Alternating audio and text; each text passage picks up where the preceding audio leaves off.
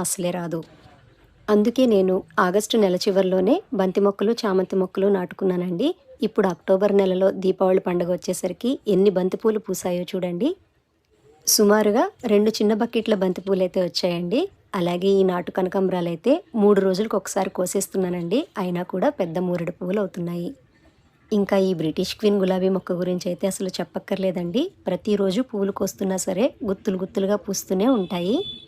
గులాబీ మొక్కలు పెంచుకోవాలి అని చాలామందికి ఇష్టంగా ఉంటుందండి.